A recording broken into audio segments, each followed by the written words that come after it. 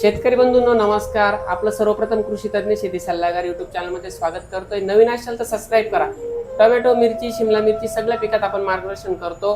सोबत काही आपले प्रॉडक्ट आहे ते देखील सांगतो. दोन्ही पण मार्केटिंग करतो आणि रिपोर्ट पण देतो आणि शेतकऱ्याचा खर्च देखील वाचवतो. मित्रांनो, आपण आज महत्त्वाच्या विषयावर बोलणार आहे की टोमॅटो पूर्व लागवड नियोजन, शिमला पूर्व लागवड नियोजन, मिरची पूर्व लागवड नियोजन, त्याच्याचं बेसल डोस संदर्भात आपण आज चर्चा करणार आहोत.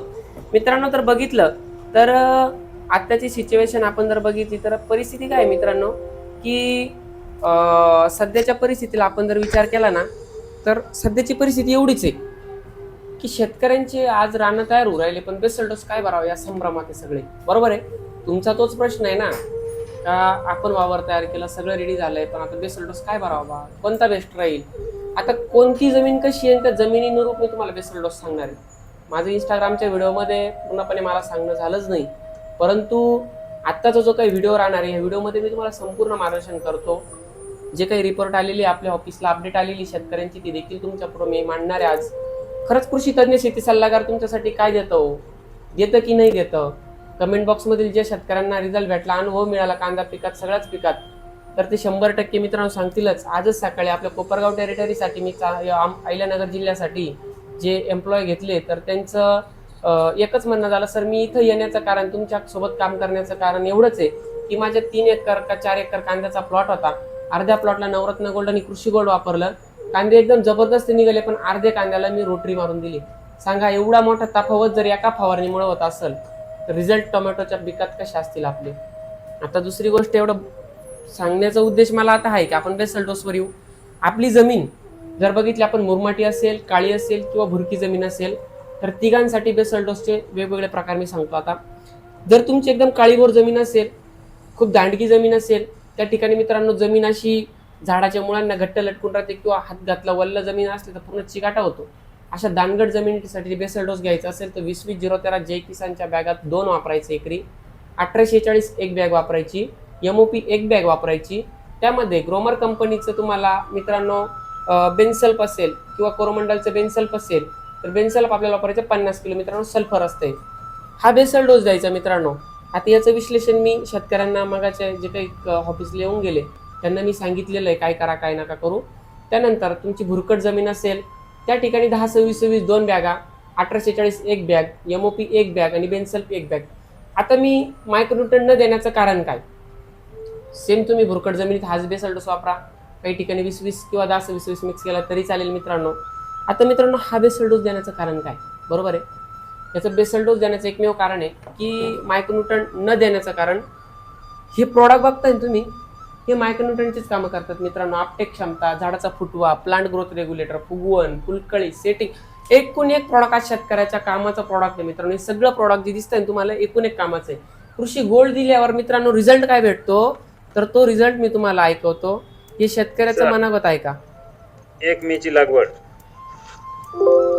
कृषी गोल्ड आणि ऐका 1919चा रिझल्ट, पांढऱ्या मुळीची संख्या पहा कशी वाढली, सकाळी आले अपडेट. जबरदस्त रिझल्ट. शेतकऱ्याचं नाव सांगतो मी तुम्हाला,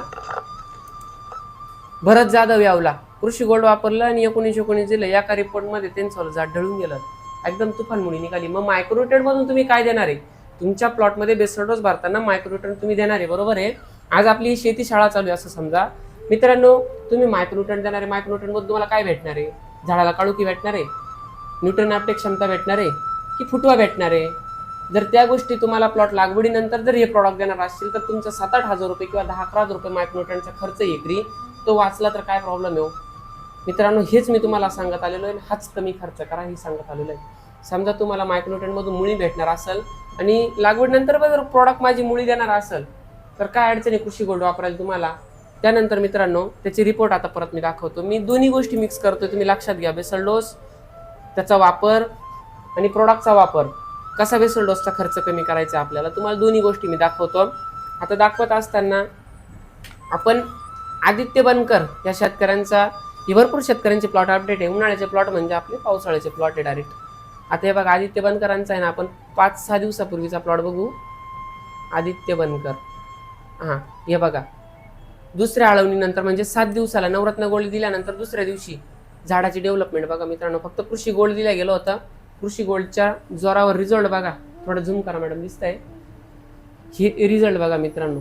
आता ह्याच प्लॉटचे अजून फोटो दाखवतो तुम्हाला. ही अपडेट काय मित्रांनो, हे रिझल्ट आहे की नाही, चमत्काराला नमस्कार 100%. खात्रीशीर देतो आपण, ते काही विषयच नाही.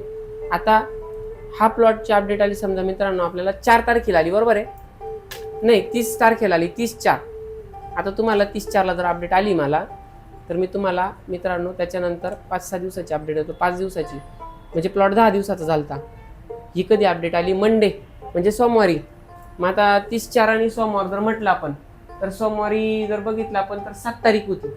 म्हणजे 10 दिवसामध्ये झाडाचे रिझल्ट बघा. लागवडीनंतर 10 दिवसानंतरच्या ट्रीटमेंट नंतर त्यांनी स्वतः टाकला आदित्य वनकर जुन्नर 10 दिवसांचा प्लॉट रजिस्टर. खूप सुंदर रिझल्ट आहे.